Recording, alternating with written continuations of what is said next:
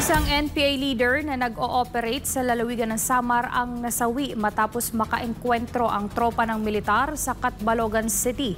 Patuloy naman ang panawagan ng mga otoridad sa mga natitirang miyembro ng rebeldeng grupo na ikonsidera ang pagsuko at pagbalik loob sa pamahalaan para makapiling ang kanilang mga mahal sa buhay ngayong Kapaskuhan. Si Almar Forzuelo magbabalita.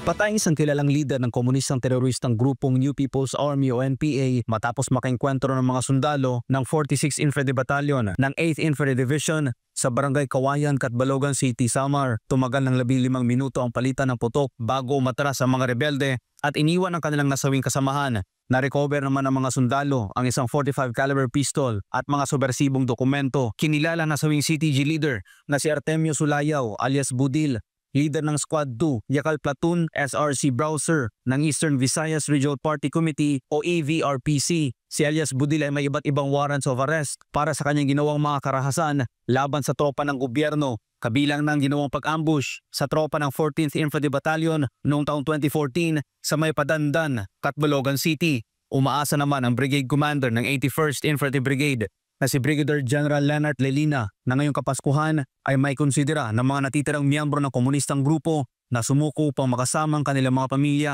Samantala, pinuri naman ni Major General Adonis Ariel Orio, commander ng 8th ID, ang naging matagumpay na operasyon ng mga sundalo at itinuring na isa itong malaking hakbang sa paglaban sa insurhensya at malaking tulong sa pagkamit ng kapayapaan sa Eastern Visayas. Binigyang diin din ito na maaari sanang maiwasan ang ganitong pangyayari kung tatalima lang sana ang mga rebelde sa panawagan ng gobyerno na sumuko na at magbalik loob sa pamahalaan. Sa huli, muling nanawagan si Major General Orio sa mga natitirang miyembro ng CTG na sumuko na at i-avail ang mga benepisyo mula sa mga programa na inilaan ng gobyerno at magbagong buhay.